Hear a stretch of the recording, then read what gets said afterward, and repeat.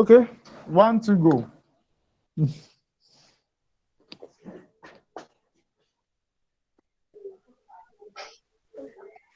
Sorry. Can you is the national anthem playing at your end? No. No. Okay, no. No. It's not playing. Okay, that started. Okay, now it's playing now. Okay, now.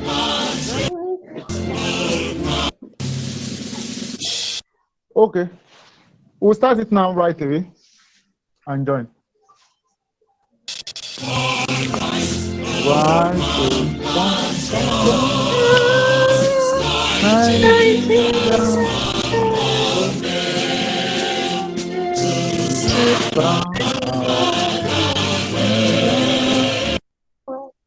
We love. Oh, sorry.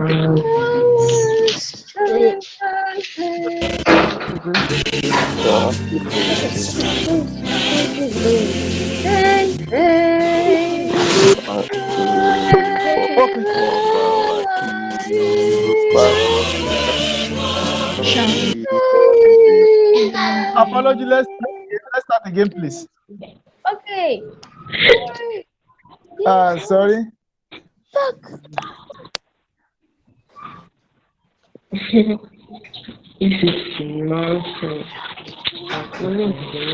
Okay.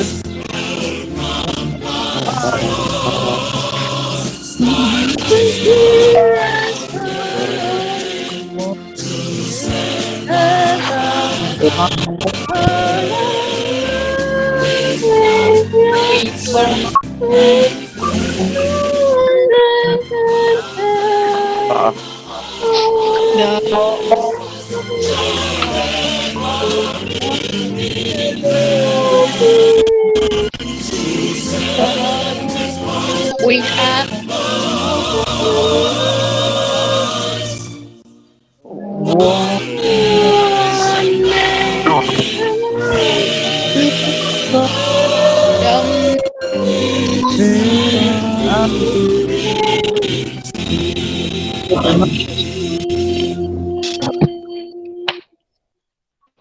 Okay.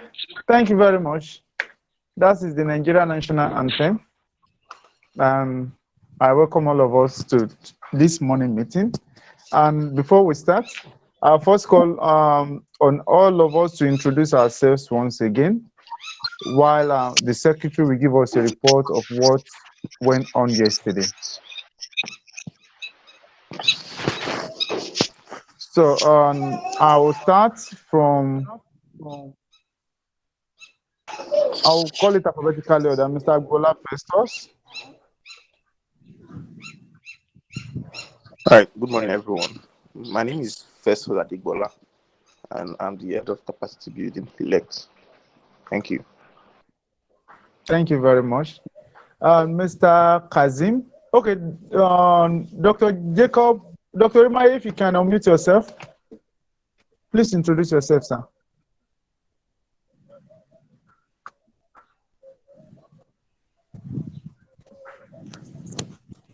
Okay, Mr. Kazim, please do so. Okay, I'm Kazim Amzat Ayola, and I'm a volunteer, Publication and Research Unit, NSEC. Good morning, everyone. Good morning. Okay, Mr. Mujib Balogun. Hello, good morning, everyone. My name is Mujib Balogun, and I'm the Vice President-elect. Thank you, everyone. Thank you. Basu, Ondrila Basu.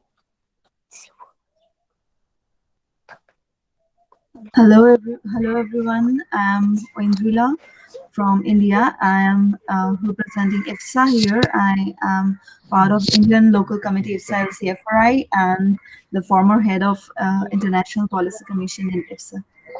Nice to meet you all. Thank you very much. Ms. Oluwada Milola.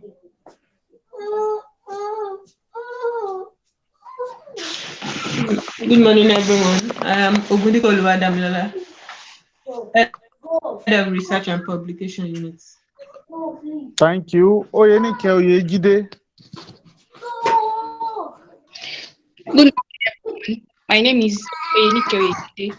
I'm the elect. Okay, thank you. And Oyindamola Jegede. Good morning, everyone. I'm Jagade Windamala, Secretary elect. Okay, thank you. Then Quadri Rodiyat. Good morning, everyone. The Assistant Secretary. Okay, thank you. Dr. Jacob Orimaye, Good please, morning. you can unmute yourself and introduce, sir.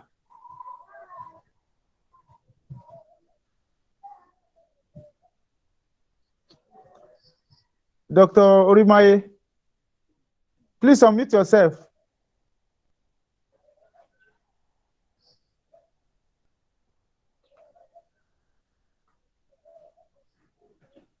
Please unmute yourself, sir. Okay, while you try to unmute yourself, Dr. Fola Babalola, please introduce yourself, sir. Hello, good morning, everybody. My name is Fola Babalala. I am a researcher and lecturer at the University of Ilorin here in Nigeria. I'm a founder and president of ISA, which is a non-government organization with the mission of feeding nature and empower people at grassroots. I think that is for now. Thank you. Thank you. Okay, now we can have Dr. Jacob. Yeah, Follow can you you hear me now? yourself. Yes, we can hear you. I'm so sorry. My system is somehow the audio is like I can use my phone. My name is Orina Jacob Udiafemi. I'm a researcher and a lecturer in the Faculty of Forest Resources and Wildlife Management at the State University. And I'm a member of the NSEC. Thank you very much, sir. Yes, Mr. Said just joined us again. Okay, doctor, you can mute yourself now. Then I think everybody should have their video to improve quality. Mr. Said, okay, fine. Mr. Said, please introduce yourself now. You can unmute and introduce yourself.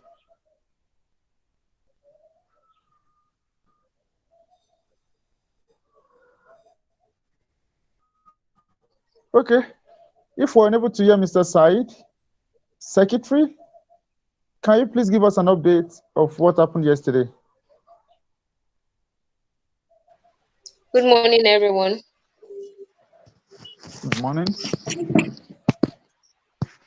The meeting started around 11:15 yesterday due to the technical issue, and which attendance and it was anchored by our chairman, Alex Onotunji, Mr. Alex Onotunji.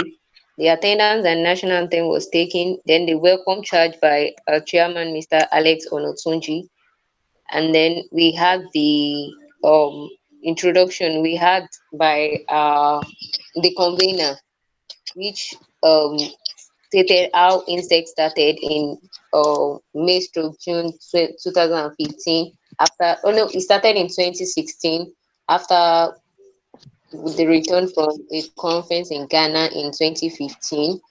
And then when insect has been in several states for now, in Futa for now, about 15 states, 15, yeah. In 2016, when the first conference came, we have 10 schools in attendance with 60 participants, and then another conference was held at FUNAC in 2007. Then we moved to experience how insects started by the chairman, Mr. Alex Alex Onotunji.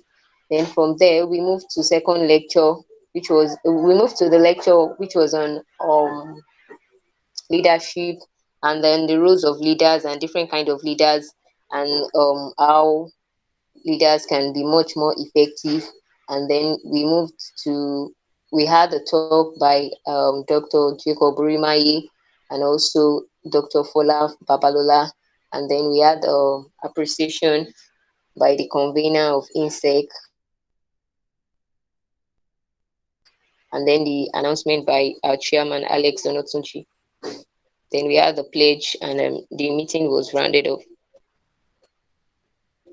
Thank you.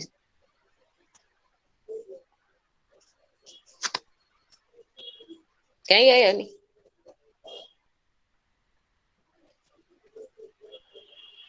Hello, am I still on? Yes, we can hear Yeah. you. Okay. Okay, and then we had the of things around that Oh, 118. okay. Yes, thank you very much. Um, Thank you very much for the report. I just want to quickly correct something. NSEC started 2015, not 2016. Okay, sir. Yes. And we had our inaugural meeting at University of Ibadan in October 2015, Okay, sir. and the meeting conference in University of Ilorin at May 2016. Okay, sir. Well, thank you very much for that report. Just before we continue, I'll just like to take one or two people. I'll just sample. Mr. Mujib, can you tell us what you learned yesterday? Miss Oyidamola can now mute herself. Ah, yes, please mute yourself now. Mr. Mujib? Okay, good morning once again. Yes, hello? Hello, we can hear you. Hello. Okay. Hello, we can hear you. Good morning once again. In brief, what I learned yesterday was more about leadership, and then how leadership affects almost every facet of our lives. Everything rises and falls on leadership. And then I was able to get more insight about NSEC, and especially as regards the report of the just concluded administration. Thank you. Okay, thank you very much. Yes, I'll quickly go straight to today's event. Today we'll be having two meetings, two topics to be discussed. One is women leadership in the perspective of a woman. Let me share my screen, please.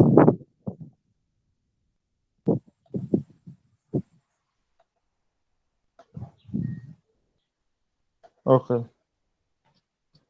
I'm trying to get the... Okay, so we'll be having two. One, we'll be talking about leadership in the perspective of a woman, which should be anchored by Undrila Basu. She's from India. I'll just quickly tell us a little bit about her now in this slide. I want to confirm, please, can we see the slides? Okay, fine. Yes, we can. Undrila Basu is... Yes, I can. She's a friend of mine. Let me start from that. And she's a passionate person and wishing to create a beautiful world with today's global youth. She has a bachelor's and master's in forestry, and she's currently a junior research fellow at UKRI India, Project in Sustainable Development Goals in Socio-Ecological System of India, Suburban Mangroves, and pursuing a diploma in Sustainability Sciences. She served as the counselor in charge of external affairs between 2018 and 2019 at the International Forestry Student Association. And for those who don't understand, counselor is like the board members, one of the board members. Then we have she also served as the head of International Policy Commission between 2019 and 2020. And she's the managing editor of Harnessing Nature, IUCN STEM South Asia blog. Then she's also a regular author in the NSEC Nation magazine. She represented IFSA at the Asia Pacific Forestry Commission 2019. She also spoke on behalf of Asian youth at UNCCD COP14 in 2019. Then she led the IFSA delegation in UNCCD COP14 2019. She is a very passionate person about forestry, about leadership, and one of the reasons why she's been honored to be invited to our platform today is because she was the head of the International Policy Commission. In, in the International Policy Commission, we have quite a number of people who are under her. I'll just show you the some of the people who are under her and what that position meant in IFSA. So she is the one leading a team. So that team comprises of people from different aspects of IFSA. And being a woman, I felt, okay, since our president-elect is a woman, then we need somebody to talk to us. How does women view leadership? I'll quickly show us license officer. Okay, can you see my screen? On this website, I'm scrolling down. Okay, yes, you can. You can see our photograph first year. Yes, Undula Basu, head of International Policy Commission. Under her, we have the Forest Europe Subcommission, UNFF Subcommission, UNFCC, UNFAO, then UNEP, United Nations Environmental Program. We have the UNFF Subcommission, you have the UNCVD, then the IUCBD. She herself is leading a team of about 8 other persons, and she is a female. During the team, we have 2, 3, 4, 5. 5 of them being females, actually. So, but nonetheless, we want to hear from her today, and she'll be sharing the slide from her end to talk to us about leadership as a woman. I want you to join me in welcoming Undula Basu on the stage to give us her speech. So I stopped sharing. Undula, you can start sharing now. Then. Thank you, Alex, for the nice introduction. Yes, I'll just share. Wait a minute, let me just share the screen first. Present now. The screen sharing option is under present now. Yeah, I know. Good. Okay. See if you can see it. Okay, fine. I guess you can see the presentation. Yes. Okay. So, women leading in environment, forestry, sustainability, if I say. So, since the platform is on environmental conservation, and I was thinking, so if we can go back far from today, back in history, and we can find so many women leading in nature. But for time constraint, I'd concentrate on a few women who have been instrumental in the environmental sector from 1900 and from the past and this century, let's say. So I'll speak about a few women. Like you can see in this particular slide, there are women who have been leading from front and as well as from back. So they have worked and shaped our entire environmental sector. So I'll be speaking about them because I feel that they're inspiring. I have been inspired by them always. And as I come to an end, I'll share what are the problems we can face while we are leading and how we can overcome them. So here I speak about Rachel Carson. I know you might all be knowing about her. She's the one who started this entire environmental movement about in past century, 1900. Her work was more, she was a marine biologist, but she is more known to be as an environmentalist and a conservationist because of her work on environmental protection from chemical pesticides, from the industrialization, rampant industrialization, and plant growth. And her work or her book Silent Spring is quite famous, and uh, her environmental movement set the platform for other movements early in the 1930s.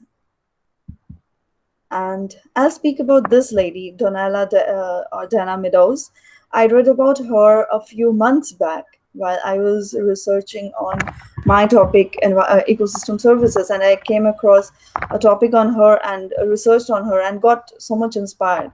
In 1930, in 1960s, around 1960s, they worked on this limits to growth, and the World 3 model, which showed how industrialization is going to lead to the doom of Earth if we do not check them, if we do not uh, strike a balance between growth and natural resources conservation. And her work inspired me quite a lot. I wrote an article over her and another lady's work I'll share right away on IUCN blog. And I'd say that all women should definitely go and study their works. Then I'd speak about Wangari Maathai. You might all know her from Kenya, the lady known for her plantation drives, her work in forestry, and being a person with a forestry background. I am very much inspired about this Nobel laureate, her work for the Green Belt movement, the way she started the community movement, the way she shared her vision, her way of understanding forestry with the people, with the community, how she reached out and how they all together came. And if I see a common thing in all the women's work, they definitely always take into account the community's perception, the community's movement. So it's just like in home, or we have seen that our mothers or grandmothers have always taken care of all. It is always in the women leaders we find that they take all of the community together in their movement. And uh, another person I would speak about is Elinor Ostrom. She is another Nobel laureate in economics. And why I speak about these people are like their diverse work. If you see Rachel Carson, she is a marine biologist and she worked on environment. She worked on fields, she worked alone, she worked together with communities. Donella, she worked on a model. She worked mostly on lab, but sitting on lab, she had presented in front of the world long back. It was their work which inspired the Stockholm Conference of 1972. Uh, and even sitting inside lab, they found how the world is going to change and how we should try to balance it with conservation. Then Wangari Maathai, she worked on field with people, uh, and she drived policies.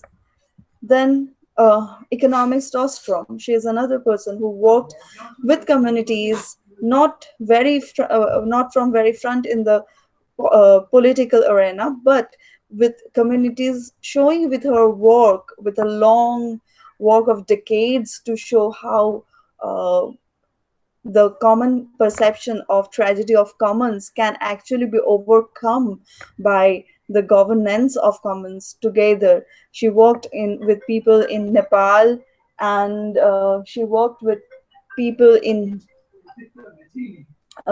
Indonesia and Switzerland, Japan, and she showed with her work how communities, if community is brought together to the governance for the governance of their own resources, they can be more fruitful and much better. And even from economics background, she worked such great in the environmental sector. Jane Goodall, her work is known to everyone. She worked with the wildlife biology, and she is the first person to show how chimpanzees can behave quite a lot like humans using tools, and how wildlife behavioral studies can be done by observing them. Without a background of science, she actually pursued science and changed how ecology looks into the animal kingdom. So she's another lady to be inspired of, and she still fights for climate justice. She is vocal about environmental activism, and her her words inspire a lot of women. I'm one of them as well. As I while she started, while Jane started working quite uh, before Elena or Donella, I have kept her later in my slides because she's still alive. She's still leading us from front. And we have Inger Anderson, the current executive director of UNEP, and she was the director general of IUCN as well. She's also an economist, but she worked mostly in the banking sector, and as well worked for the betterment of environment in Africa and the Oriental region and with World Bank. So there's not a single direction or not a single dimension how women can lead. There are so many dimensions, so many facets. How it's just the passion to lead, just the passion for conservation, for working towards a better future, which drives them, I guess. And I'll speak about Vandana Shiva from my own country. She has been quite inspiring. She is a physicist by her education, but her work is on conservation of seeds, conservation of wild variety of seeds, and against the modified genetic varieties that is actually uh, ruling over all our agrarian ecosystems these days, as well as forest ecosystems. So she's working more on conservation of our wild seeds, conservation of our wild practices, I would say our traditional practices. She always emphasizes on the fact that the traditional practices reconnects us with our roots, and how it is so important in today's world. Coming to today, we all know about Greta Thunberg. Her This 16-year-old has been shaking the world since last few years. She has spoken in front, spoken against big leaders, old leaders in front with such fierceness. And definitely she's an inspiration for all of us, for all of us, the young people, irrespective of our genders, irrespective of our backgrounds. But definitely she is someone to be inspired about, and many young leaders are coming after her, like her, are all around the world, and we should embrace them. And coming to women from I have seen closely Selena Abraham, our EFSA president of 2017-18. She is now a master's candidate in Harvard Kennedy School. She has been quite vocal, this African American from Accra, Ghana, and she is quite uh, she has been quite active in development of forestry education in Africa, for youth involvement in forestry sector, environment sector in all around the world, but definitely a focus on Africa. And her walks are quite inspiring, and for us the youth to take up this kind of leading positions. And another person I'd speak about is Sylvia Bruscato. She's also an IFSA alumni, and she is the one who started the Youth and Landscapes Initiative, an initiative that brings together youth from all around the world for better landscape approach for management. And now it is connected with the GLF, Global Landscape Forum, as well as C4, Center for International Forest Research. And then I'd speak a little about a woman I specially came across for this presentation, and her work. She is Priscilla from your own country, and her work is quite inspiring.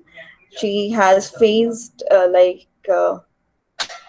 quite problematic personal life, even with quite a disturbed domestic life, and she came out of it and learned about business administration, worked in leading bank and banking sector, and then left it for act, being active uh, in the environmental field, being active from front and leading the women environment program from front in your own country. So there's a few inspiring women who should inspire all women all around the world for taking up leaderships.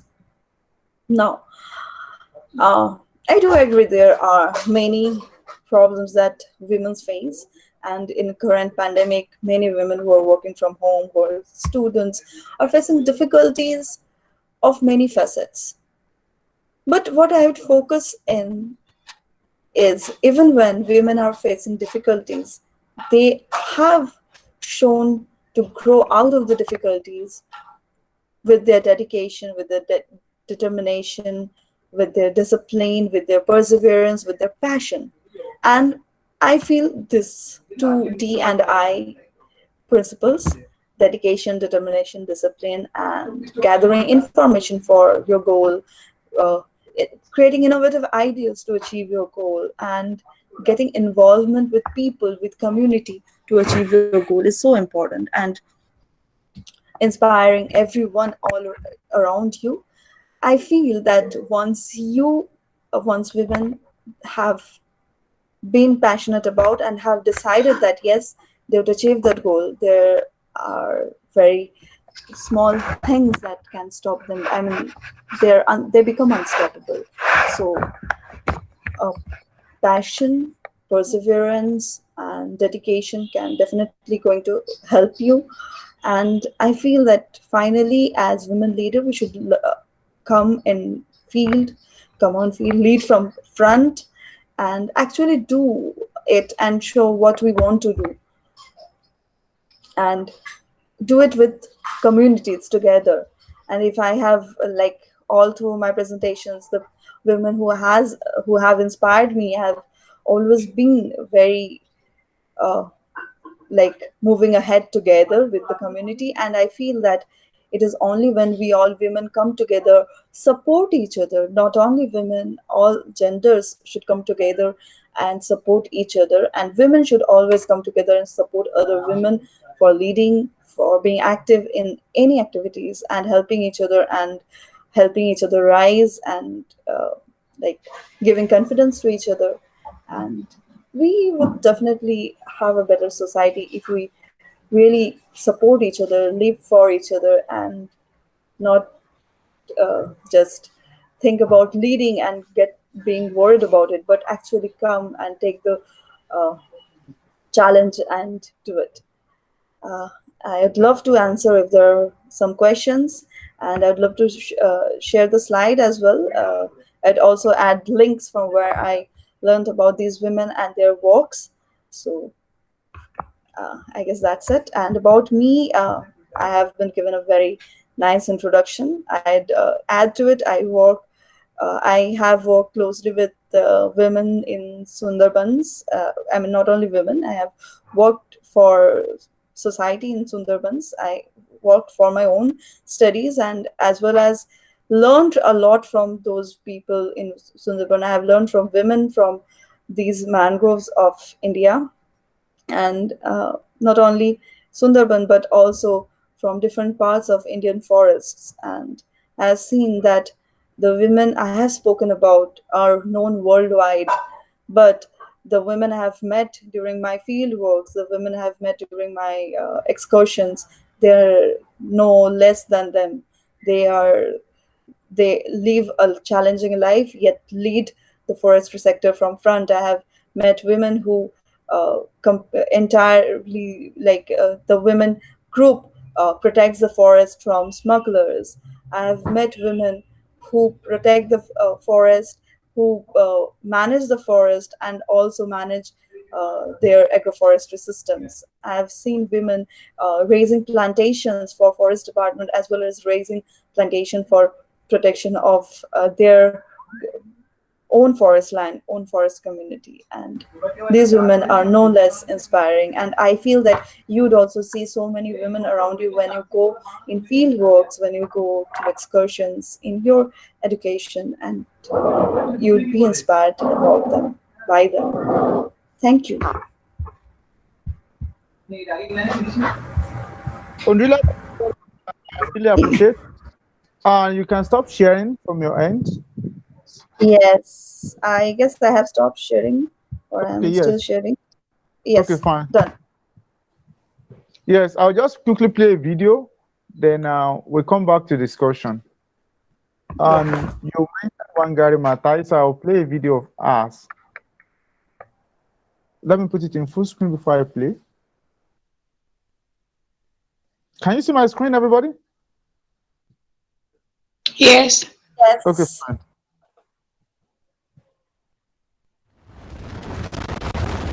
We are constantly being bombarded by problems that we face, and sometimes we can get completely overwhelmed. The story of the hummingbird is about this huge forest being consumed by a fire. All the animals in the forest come out and they are transfixed as they watch the forest burning, and they feel very overwhelmed, very powerless, except this little hummingbird. It says, I'm going to do something about the fire. So it flies to the nearest stream, takes a drop of water, and puts it on the fire and goes up and down, up and down, up and down, as fast as it can. In the meantime, all the other animals, much bigger animals like the elephant with a big trunk, could bring much more water. They are standing there helpless, and they are saying to the hummingbird, what do you think you can do? You're too little. This fire is too big. Your wings are too little. And you're big, so small. You can only bring a small drop of water at a time. But as they continue to discourage it, it turns to them without wasting any time and tells them, I'm doing the best I can. And that to me is what all of us should do. We should always feel like a hummingbird. I may feel insignificant, but I certainly don't want to be like the animals watching as the planet goes down the drain. I will be a hummingbird. I will do the best I can.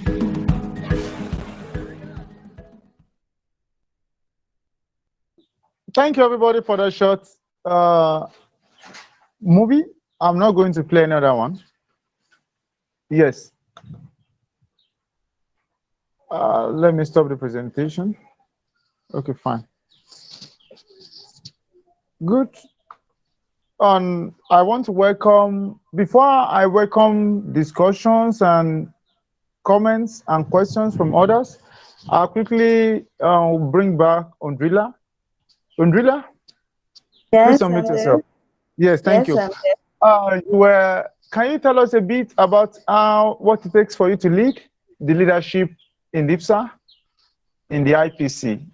Being a woman, then also you had some experience leading your university at FRI in India too, and you brought IPSA there. You organized quite a lot of events and some of those things. Can you just share some of those examples, your own personal examples? Thank you. So I'd say that being given a getting a chance to represent EFSA in international events was quite an an experience of life. I came to know about EFSA from my master's when my seniors actually brought EFSA in my own university. And frankly speaking, this is another story inspiring about women because she is another woman who actually brought IFSA in our university. She had IFSA in her and she brought it to our university and we got engaged in it. We did organize events like Earth Day events, Forestry Day events, Wildlife Weeks. We have done where we have taken school students to our own uh, scientific research forest area and given them an experience of how forestry looks like. And we have done quizzes. We have done like I don't know what you call in your language.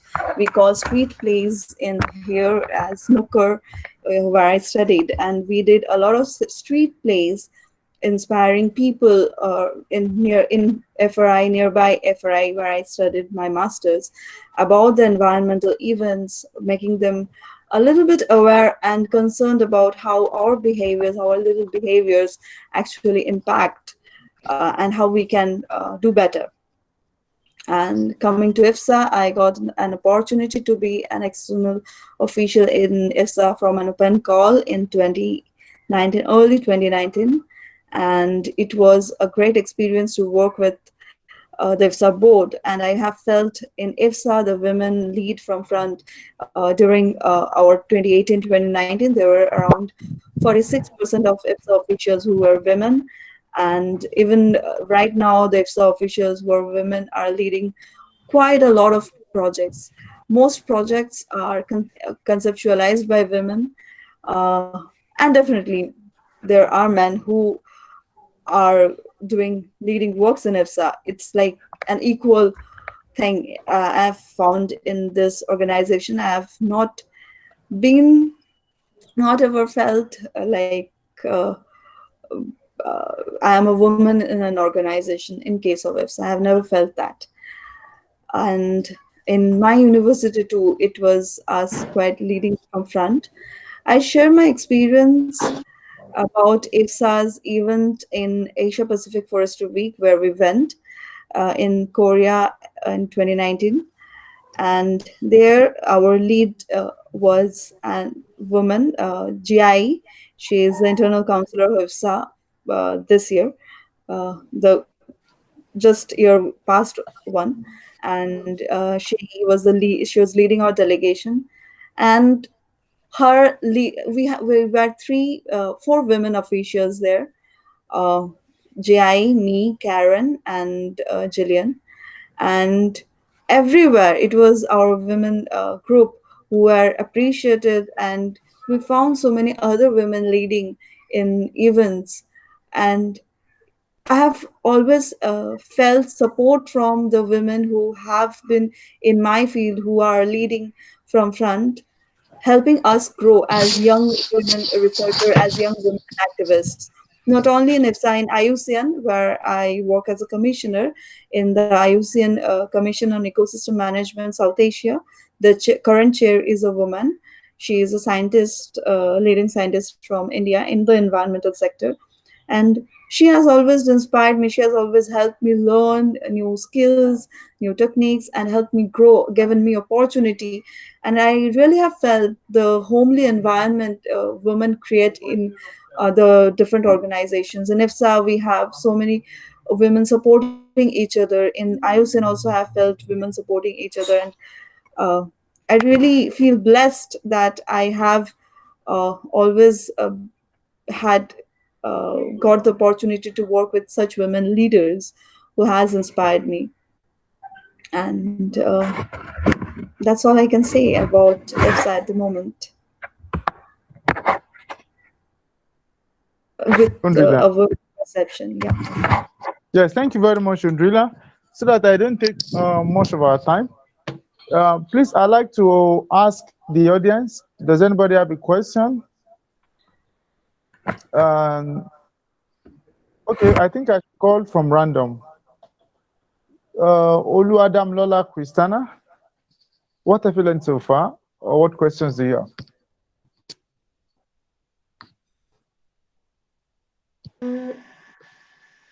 For now, I don't have a question.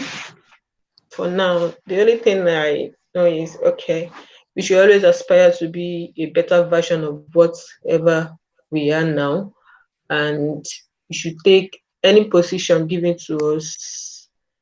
We should take it serious and don't take it with levity. Thank you very much. I know this team also have maybe 50% as maybe 50 or 40% as women. Okay, President-elect, what have you learned? Thank you very much. Our presenter, I actually don't have any question also, but from all the slides she shared, I've been able to get one or two things.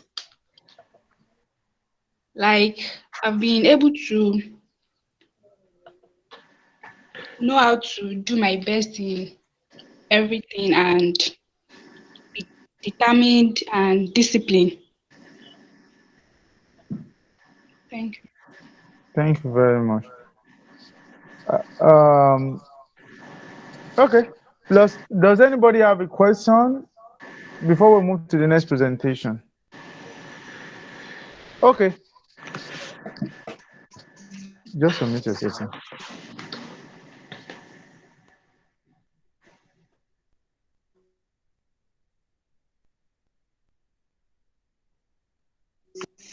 Hello, guys.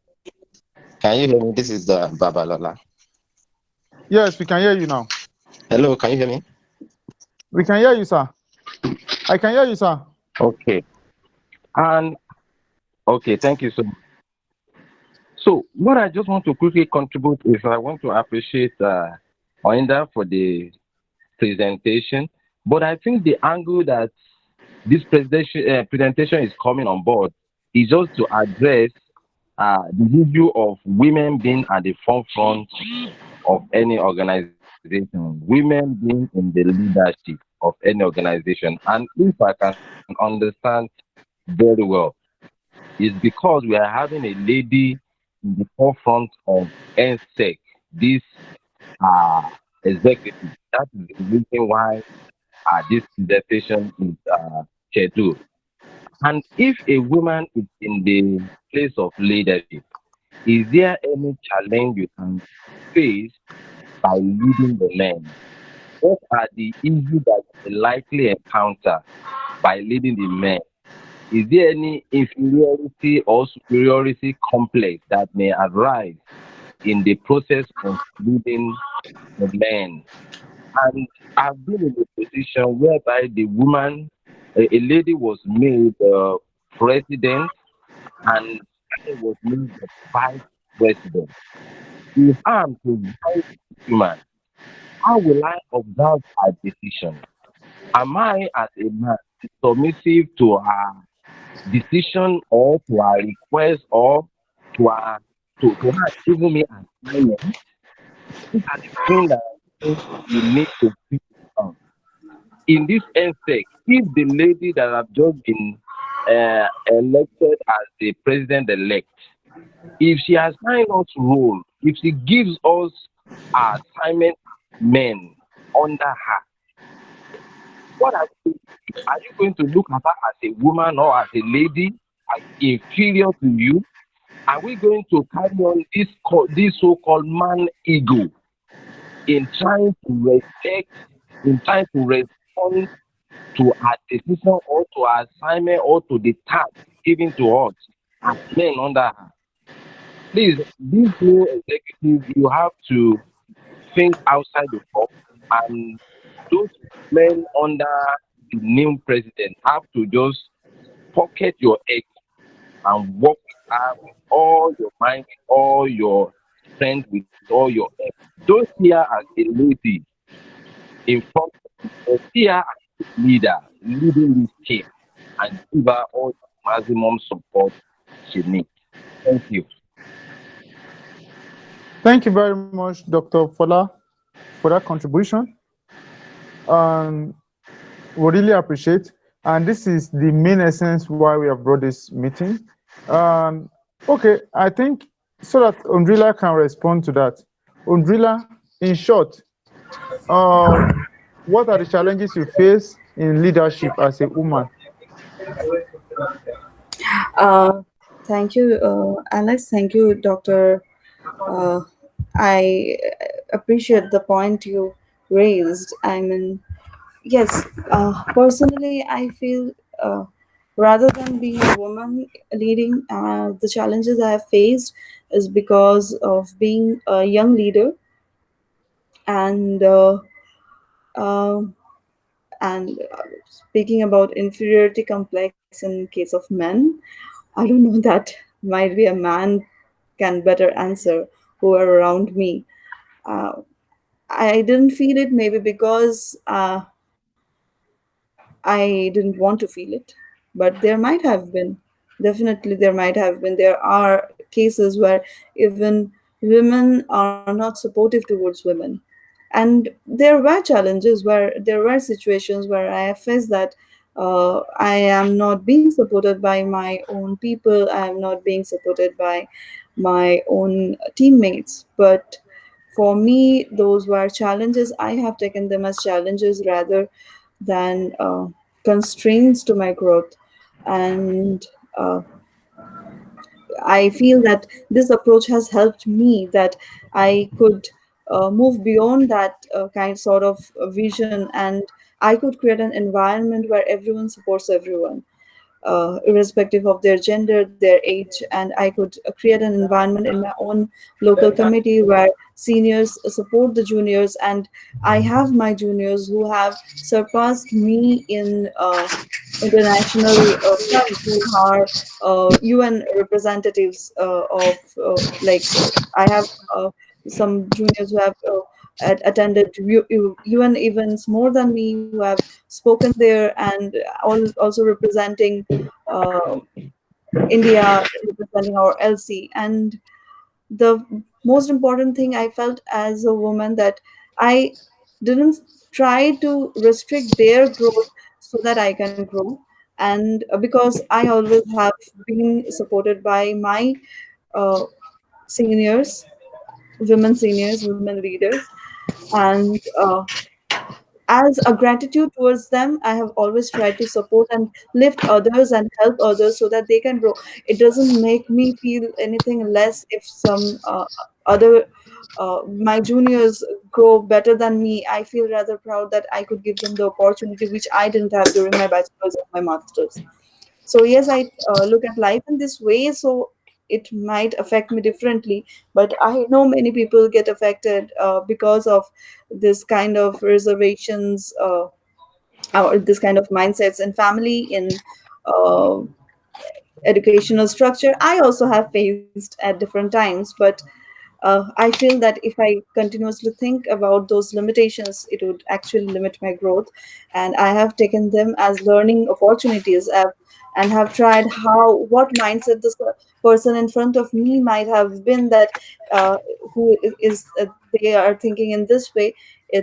And how can I help the society change that mindset, so the maybe in the next generation people do not feel that way. And this kind of approach has helped me grow, helped me create an environment where I can work well, where I can focus on my personal growth as well as community growth. And that's the message I'll send to everyone, that uh, if we continuously think in the negative way that we're being limited, we would not be able to grow. But we should always take these things as challenges and think why these are limiting me and where is the source, and how can we change that mindset, so that the people who would be behind me, who are coming now, who are young, who are growing, won't be limited in their times. Because I feel gratitude towards those women, those men and women in my society, my country, around the world, who had always thought about this longer vision and paved the way for us to grow like this, uninhibited today. So I want to do the same for my present, my future. So that helps me. Okay, thank you very much. Thank you very much. Um, I think I have to message Dr. Rimaye to join us again. I'm not sure. Okay, he's online. But before he joins us, let me just quickly ask question from the teammate here. Mr. Moji Balogun, you are the vice president elect, right? Yes, yes, that's true. Okay. Yes, you are a man. Tell us, how do you hope to work with a lady being your boss? Yeah, I think this was this exact question I was asked during the interview session. So, and I tried to give a narrative of having to have worked with several women who happen to be my team led in several projects. So, I think one thing that I keep hammering is um, collaboration is very important, irrespective of the gender. So, from my own end, it's not really about the gender, it's about what we can deliver. So, I don't really have an issue with a lady being my boss or my team lead. Thank you. Thank you very much. And I think from that, we'll go to the next presentation. Or is there any other thing somebody would like to add? Okay, Mr. Agbola Festus. Mr. Agbola Festus. All right, I'm Thank, with you, sir. yes, thank you. I want to find out, how do you intend to work with the president, being a female? All right, thank you very much. From my previous experience, while I served as the president for my faculty association, I had a single lady in my team, and then we worked effectively together. She even performed better than some of the other guys because we gave her responsibilities that we felt yes these were within her capacity, and things took turn after that. After we handed over, I joined uh, like a team, like a media team, sort of, and then uh, she is the head of the media team. So now I'm working under her. So I really believe that everything is about submission and good communication. So now she gives me responsibilities, and then I have to work with other people and then give feedback to her. So I don't think about it that okay, she has worked, she has sat under me before, and now I have to be like lackadaisical about things. I ensure due diligence and carrying out my responsibility. So I believe in the same vein, NSEC. I've worked with the president elect in several things before, and I believe that this can only be a continuation of the good rapport we've had, and then of course we have a good team with us. Thank you. Okay, thank you very much. Um, I think let's quickly go on to the next presentation. Dr. Jacob Urimaye, please, can you mute yourself, sir, so I can share your screen? All right. Can you hear Okay, me? yes, I can hear you. Please, others, can we hear him? Ahmed? Hello. Yes, yes, yes. Okay, fine. Okay, let me just share my um,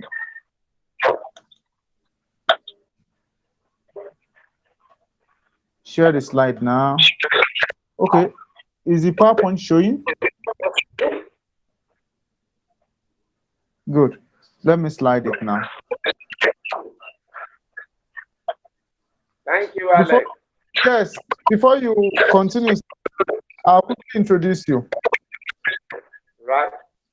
Okay, Dr. Jacob Urimaye Olufemi is a lecturer in State University. I remember personally that he has been supportive to the development of Nigerian Society for Environmental Conservation. Oh, Doctor, I think you should mute yourself while I talk. Sorry, sir. All right. Okay, fine. Yes, can somebody, okay, yes, I think we can hear me. He's going to be delivering a workshop on working together towards a common goal. Dr. Jacob Urimaya has been with NSEC and he has been helping us in various activities, including yesterday after our first workshop day. We had a series of discussion with him and Dr. Babalola, which he gave us some directions on what to do next as a society. He has been a good supporter of youth. And yesterday, I can still remember his comment. He said he's so happy that we young people are doing something. And to him, the future of forestry, wildlife, and environmental sciences in Nigeria is bright because we now have a number of young people who are doing wonderfully well. He said one of the key traits he mentioned yesterday is integrity, that the young people, when they are being funded, they're not stealing away funds and diverting it for their own personal use. He's a lecturer, he's a supporter of young people, he's many things, he's a father, he's a lecturer, so he also has his NGO, then he's also the coordinator of the bird atlasing in southwestern Nigeria. Southwestern Nigeria is about 6 states. I'm just trying to explain this for Undrilia. So, which he coordinates. He has a lot and wealth of experience, which he would like to share with us. Join me as I welcome Dr. Rimaye Jacob to the podium this morning. Doctor, you're welcome. Thank you, Alex. I want to appreciate everyone here present, and I want to say good morning to you all. I really want to thank NSEC for affording me this opportunity to speak on what I call teamwork. Actually, I am speaking on working together towards a common goal. Now, you know, NSEC is an organization. An organization then can be defined as a group of individuals working together to achieve a common goal or objective. We have different types of organizations, but in our own case, we are concerned with our biodiversity. Now, talking about this topic, working together towards a common goal, I want to admonish us, because everything I will be saying today is like an advice. I want to admonish us that regardless of what you want to achieve, it will be more difficult, if not impossible, to do without the help of others. People help each other every minute, every day, and in doing this, we make the world a better place to be. And every relationship you have is a team. Every relationship you have is a team. That is, more than one person coming together to achieve a common goal. And when you build effective team, you help each other to achieve your individual goals, and both parties achieve more together than they could ever achieve individually. I hope I'm communicating. You are communicating, sir. Yes, sir. So effective teams help people go further and faster. When you have an effective team, an organization will go further and faster. Now, 4 criteria must be met before an effective team could be constituted. These 4 criteria, I'm going to be wait. I'm still on the introduction. Thank you. So these 4 criteria, which I'm going to talk about today for effective relationships, for outstanding leadership, have been adapted from a book called Success Intelligence: Essential Lessons and Practices from the World-Leading Coaching Program on Authentic Success by Robert Holden. It's a book. So the whole book is what I'm summarizing in less than 10 slides. Understanding these 4 criteria will help you to understand what is needed for an effective relationship for outstanding performance as you take up the task of leading this noble society. We are going to be considering these 4 criteria one after the other to know what NSEC demand from you all to take her to an enviable position among the committee of society. The fourth one is sense of self. Give me that slide. Sense of self. Okay? Next slide. Yeah. Sense of self. There is an old saying that there is no individual in a team, and emphasizes the fact that there are no individuals in a team, but the truth is that a team is full of individuals, and these individuals have their own goals, they have values, individual values, they have individual beliefs. They also have unique knowledge and talent and skills. Now, the first successful step in building an effective team is for each member of the team to get to know each other. So the first successful step is getting to know your member. Knowing each other's name is not enough. You need to get closer to it for a good understanding of each other, from values and goals and talents to skills. This deeper level of understanding will help you to determine how best to work together. Effective teams know each other's strengths and weaknesses and can easily organize their activities in a manner which ensures that each team member spends most of their time working on the things they are good at. This will not only ensure that they get better results from the team, but it will also make the result a worthwhile adventure. Also knowing what an individual wants, his needs, his likes, his dislikes, help ensure that each team member derives as much satisfaction as possible from being part of the team. So the summary of this number one point is every team is made up of individuals. You must know that. When each team member gets to know each other, they can adapt their working style to ensure maximum cooperation and collaboration while reducing friction and conflict. We remember what Mr. Alex Onatiji told us yesterday about somebody who was applying to be, he wants to be part of the team as a volunteer. And as the chairman, he ought to overrule and consider the person that he checked himself. So, in this, if we are together, we must know that we have individual needs, we have individual likes and dislikes. And when we know this, it will ensure that, and we obey all those rules, it will ensure a maximum productivity. Then the second one is a clear vision of success. Get a clear vision of success. There must be a clear, agreed meaning of what success is.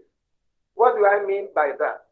Everything is working together to achieve some form of success, but unfortunately, they are not always clear on what success is. Some members of the team may not have any vision of the end goal, while others may have conflicting view of what makes a successful outcome. For a team to be successful, there must be a clear, agreed definition of what success is. Clarity of vision will serve to motivate every team member and keep them focused on the successful outcome. The major problem with not having an agreed team vision of what you are trying to achieve is that each member of the team has their individual vision for the society. Their vision may not necessarily be what is right for the team. And where there is no team vision, they are going to focus on their individual vision. Dr. Babalala spoke extensively, although not with the larger population. There were few of us that remain while others have exited the platform. He dwelt extensively on this. Then you should also know that the more team member you have, the more people you have potentially pulling in different directions. So for this not to happen, we must have a focused vision. That is the second point. Now, the summary of the second point is in effective team, in a very good team, every member know exactly what the team is trying to achieve. This allows everyone to work together. When decisions need to be made, they are made using the same criteria. If this doesn't happen, you will have a team that is getting in each other's way. So the third one, the slide is already a defined strategy. A defined strategy. You now know every member's talent. Having considered the first two, and now summarize that you now know every member's talent and skills. You also know their values. You also know their beliefs. You also have an understanding of how they work best and have agreed on a clear definition of success. Now it is time to devise a strategy for those people to work together in the most effective way possible so as to achieve the desired success. When one fails to get to know your team, you do not ensure that each member is chasing the same goal. You have no option but to choose a strategy and force it upon the team. And that may not work well for some members anyway. But others are likely to find it very problematic because any option of strategy you are forcing, some may find it problematic for varieties of reasons. And this can lead to friction and conflict with the team. Friction and conflict will make a formidable team perform poorly. So when we cover step 1 and 2, before deciding on a strategy, it is essential to prevent this from occurring. When everything is agreed upon and discussed openly, it helps to create an environment where everybody wants to work effectively together. This makes it much easier to come up with a strategy that makes the best use of talent and skills at your disposal. So summarily, effective teams are effective because they work to the strength, knowledge, talent, and skills offered by their members. Just as sports teams play to the strength of their players, work teams should do the same. And lastly, this is the point which I call synergy. That is the fourth point. Give me the fourth slide. Thank you. Now, when you look at what Patrick Leniconi said, he said, trust is knowing that when a team member does push you, they are doing it because they care about the team. We often think of synergy as something which must exist within teams so that they can achieve more together. However, as soon as we look outside the team, we forget the concept of synergy. This can be crucial mistake. Just as an individual works together for mutual benefit, team can do the same. The bigger the project, the less likely it is that your team will possess all the required skills. As a team, you must take time to identify potential synergistic relationships which can help to build the skill gap. So, no individual can succeed in life without the help of others. The same goes for teams. Whatever team you are in, you will need to work effectively. Next slide. On a final note, there is a saying that if you want to go fast, go alone. And it's not always advisable because you might meet with a lot of, conflicts antagonizing problems on the way. But if you want to go far, and which I know is our, focus, then go with others. We have a choice to make. Thank you. Next slide. Thank you. That's all.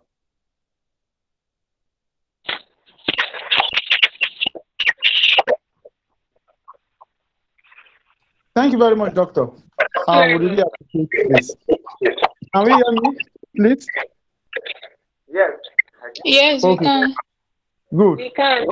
Doctor have talked to us about working together towards a common goal. I will ask for questions and if there are other comments from others. Questions? I'd like Without to. question,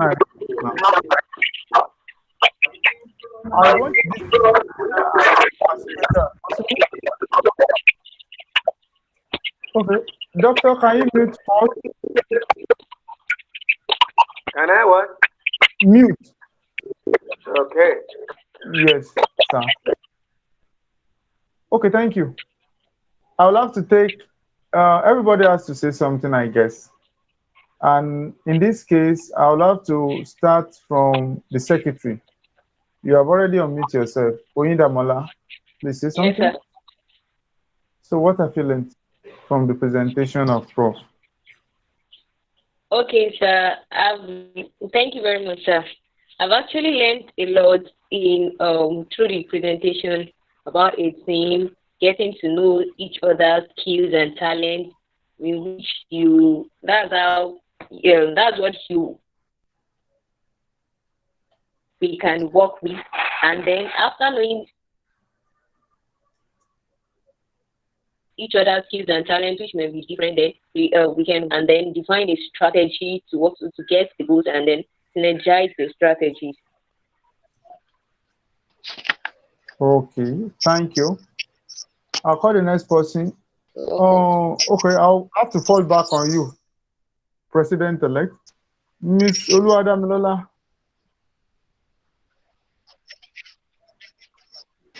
Sir? Yes. So what have you learned from Doctor? I have learned a lot, but what really struck me is the last statement that if you want to go fast, go alone, and if you want to go far, move with others. Because I noticed that most times, during leadership, when some ESCOs are not cooperating, those who want to work are fond of saying, "Okay, I will do this thing alone. I will do this thing alone." So I see it as a sort of encouragement that we should try to bring people together. We should not feel because you can achieve it alone and take it as doing it alone, because you might actually go fast, but it might not be as excellent as putting others together with you to work with you. Thank you. Thank you very much. Okay. I'll call the next person on my list here. Undrila, yes, let's give you opportunity to say something. Thank you, Alex, and I thank Dr. Orma for this nice presentation. I really felt like while he went through the presentation, I really felt how I have experienced my journey through different organizations, different teams I have worked with, and I really feel the thing that he said, that how we should if you remember the strategy he said how to work out towards solving a problem, and I really feel that this approach is very effective, and maybe I never came across a proper strategy like this, but yes, this is how we used to solve these things, the problems in our organizations. And again, I would like to go back to his last point, like the one who wants to go fast goes alone, and the one who wants to go far goes together. And the leaders, both men and women, who has always inspired me. I have felt that the way we have been growing in nature last few couple of years, we have been growing too fast, and there have been rise in leaders who might have been like singular leaders working for their betterments, their growth, uh, and for a sustainable society, a resilient society. Yes, that we need to bring communities together and work towards a better future together, and not alone we can do it. And that line, yes, really, although I have read, heard that sentence again and again, but today, in today's context, with the previous questions that we had been discussing, and the presentation of Dr. Orima, and now the sentence again hit me, and it gave me a new meaning to the way I perceive world. Thank you.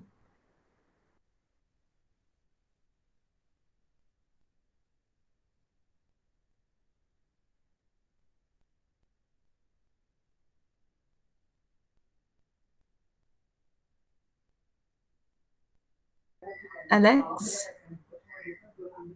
are you there? Hello, yes, we can hear you. I mean, I am done. Is Alex there? To, I I mean, think we I can guess move we should. forward to another Oh, I participant. am sorry, my mic was muted. Sorry, It's fine. can you hear me now? Yeah, yeah, we can hear you. Okay, fine. Oh, please, Mr. Prince, can you speak now? Prince? Okay. Balogun, Mr. Mujib.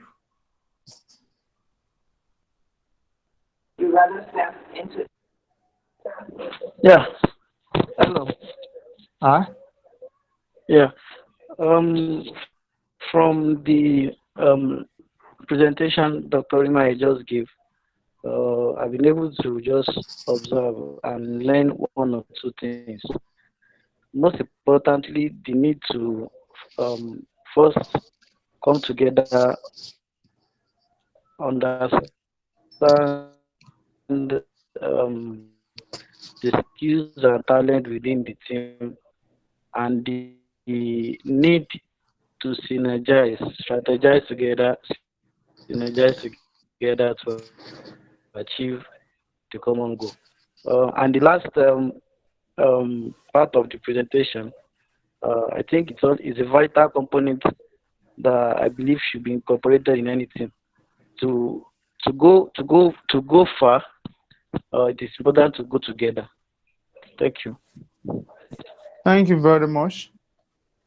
Okay. Hello. Uh, Hello. Okay, yes. All right. Mr. Prince, can you speak now? You were Hello. going in and coming out. Okay, let's see if you learn anything. Yes, Okay, welcome, so Mr. Prince. thank you very much, Mr. Alex. So actually, Yoga Prince, I've really learned a lot from this seminar today. Actually, in aspect of team work, because I've got to understand that in every team, everybody must not be strong, and even though everybody must not be strong, but I have learned that anyone who has the capacity must energize and also encourage others. And in order for us to go far, we must work as a team. Thank you very much. Thank you, sir. Okay, Mr. Kazim Ayola.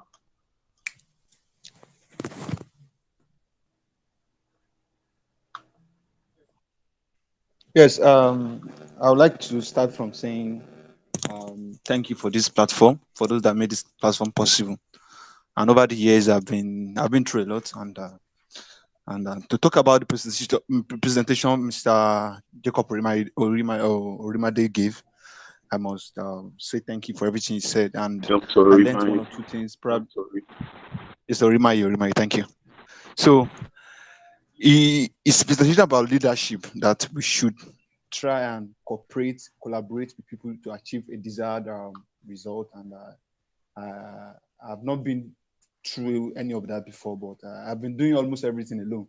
But with this, I think I have to change my mindset So to know how to work people and achieve a goal. So thank you. That's what I learned. Thank you very much. Sure. Yeah. I'll call the next person now. I'll skip Dr. Jacob. I'll skip Dr. Bobolola. Mr. Adeyemi Ayomide.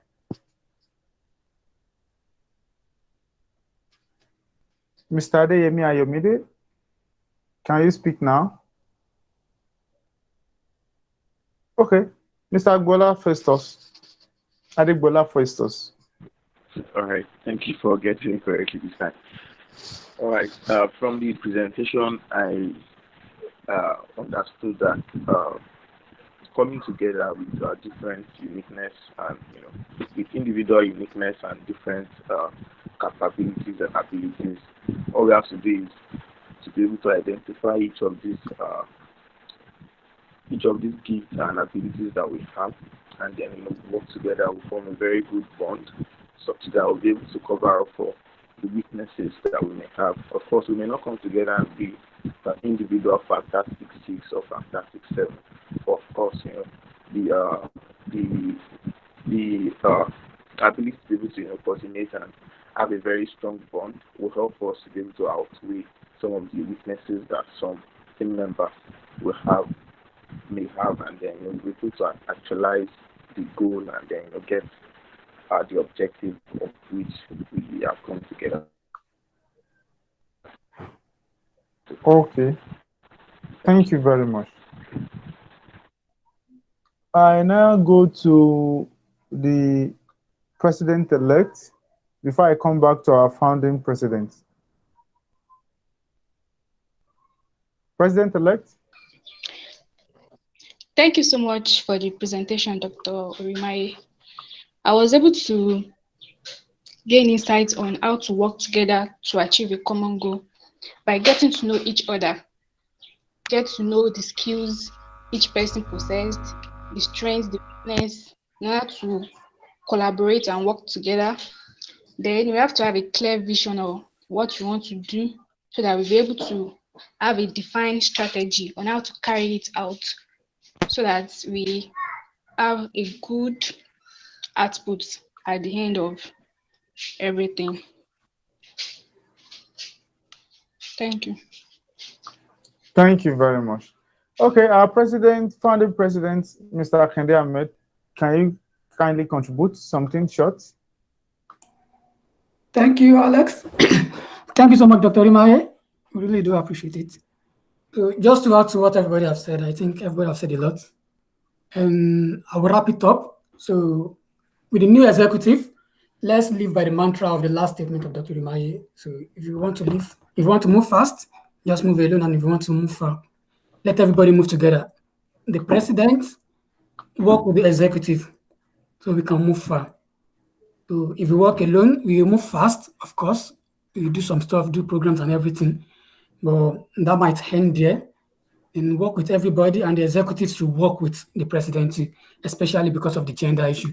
I know gender is not a thing. I believe it won't be a thing in this in our society, but regardless of anything, let's work with the president-elect, and everybody will work together. So that's the main thing. Thank you very much. Yes, just quickly to do like a DJ now, I just show one short video, then I'll call on Dr. Babalola just to add some few words, then Dr. Rimaye to also add some few words, followed by Undrilia, then I wrap it up. So I quickly share a video now. Let me share it.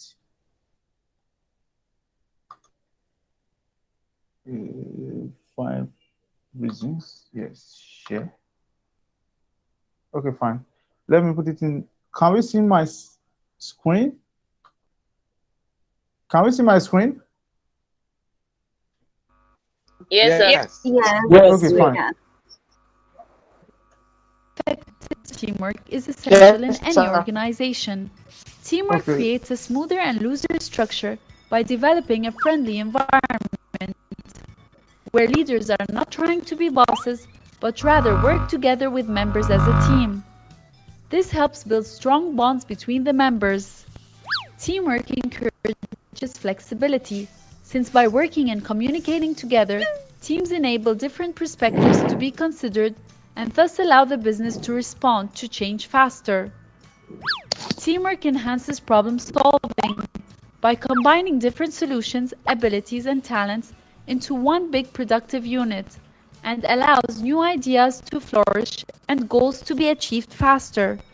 Teamwork improves productivity since the performance and knowledge of an individual is limited compared with a group of varied skill sets.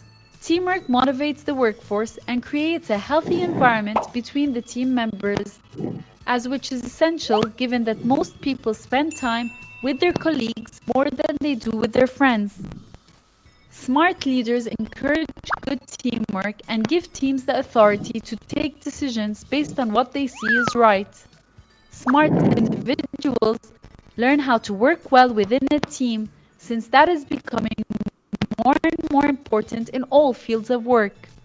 Great teamwork translates to great performance when it is managed well.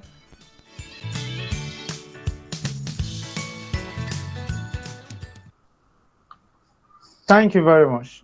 I stop the video presentation now. Fine. I quickly call on Dr. Borola to add some words while I call on our presenter to give their final words. Well, once again, I want to appreciate you all for giving your time, for the sacrifice you have already started giving for NSEC. And I want to really appreciate Dr. Rimaye for that presentation. It's so inciting, educative, and inspiring. And I want you all to keep that word. Please, if possible, Alex, share this live to everybody so that they can read and read and read it over and over again.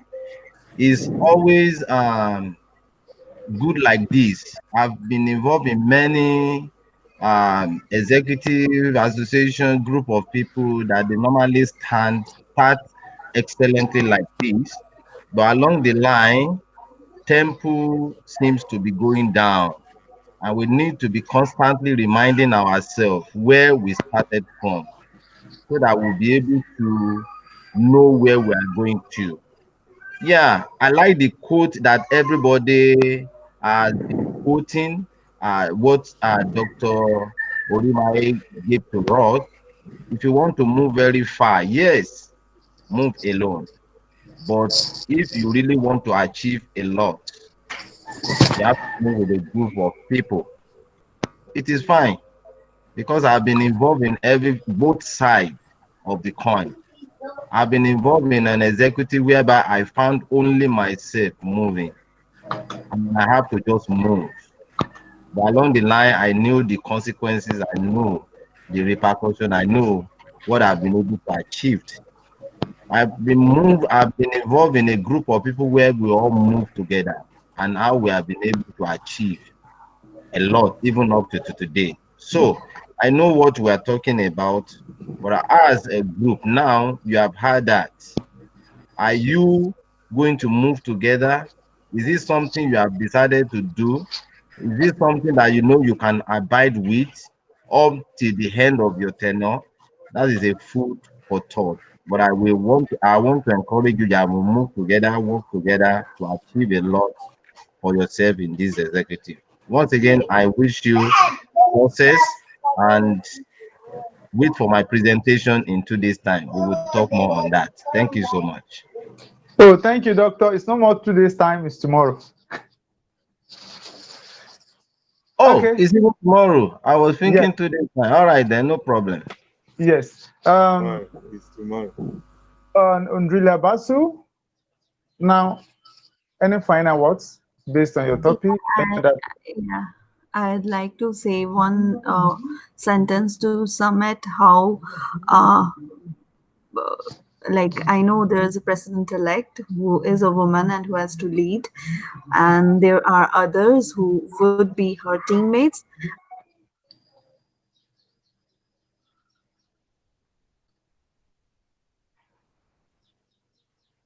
Can somebody else, Undrila? Oh, I'm the only one yelling. Okay. Okay. I'm sorry. I was on mute. I was speaking. Sorry, I didn't notice. So, from today's presentation, while making today's presentation, what I felt, I'd say that to ONK, who is the president-elect, and her team, that the main difference that I find in organizations where I worked with women leaders and in organizations where I worked with men leaders, I've find that instead of a ladder approach, if we take an elevator approach, the approach mostly women take, I have seen, I have felt, it works very well. An elevator elevates us all together, and not a ladder like one person reaches and the other person can go. So an elevator approach can be a way to lead for you. And my best wishes for the entire team for the coming year. Thank you. Thank you very much. Uh, Dr. Rimaye. Okay, no. Andrea, what did you learn from Dr. Rimaye's presentation? I learned a lot. I learned from Dr. Ormai's presentation, the teamwork, the strategy, and the presentation where he presented the different levers that work together. And that is how a team works, from one lever to the other. And if one particular system, if we speak about our organ system also, if one part fails, the other part also falls ill. So it's the same in teamwork. We should take care of each other and grow together so that the vision is achieved. And that is the crux I understood from Dr. Ormai's presentation, that it is like a system that grows together. Okay. Thank you very much. Um, for myself, yes, I really appreciate both Andrea, Dr. Rimaye, and everybody's time for being in this meeting. And leadership entails a lot of things, and it is quite good that we are starting in this stage. Today, we'll be giving out some assignments, which we did not start yesterday. The assignment, I'll be typing the questions in the group chat, but the assignment is just going to be something like a short write-up, something short, 50 words or less, on each of the seminar we have listened to. We have listened to about 4 seminars so far. I'll be listening to the last 2 tomorrow. Tomorrow, I want to plead, please, if you are able to use your laptop, that'll be fine, because we'll be teaching on how to use some Google platform tools, I and Ahmed, and we'll see how you can work remotely efficiently. These are some of the things which we want to do tomorrow. And tomorrow will also be the wrap up for our training. Then we'll look of how to conduct our virtual handing over ceremony. And I want to say thank you everyone for your time.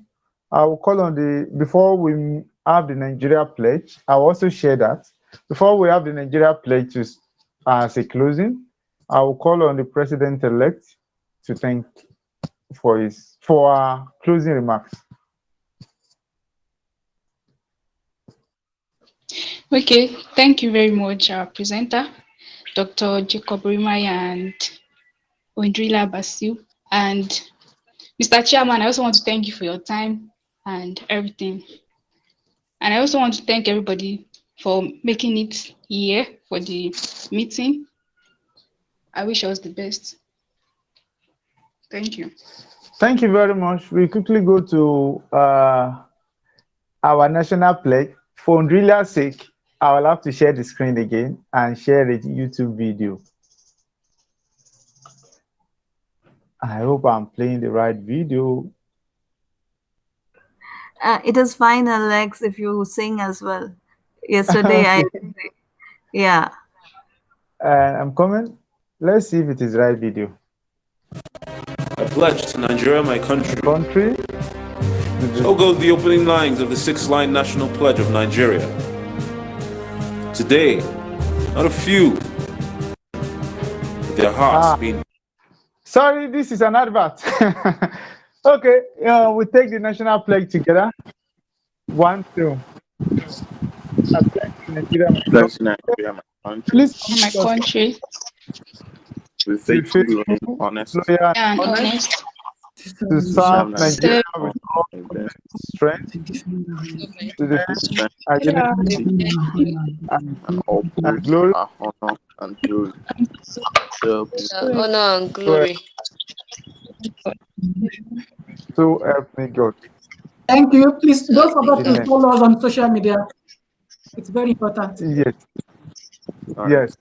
So this meeting is recorded, and we'll try to see how to upload it on our YouTube. I'll type We the have a YouTube questions. channel you can follow us. Yes, I'll type the questions in the group chat of the executive. Then for those who are unable to join us or finish the meeting with us due to one issue, maybe network or so, they can always watch later. So thank you very much. We've come to the end of today's meeting, and we can still stay around if we have one further to discuss. thank you, sir. Thank you for your time and effort.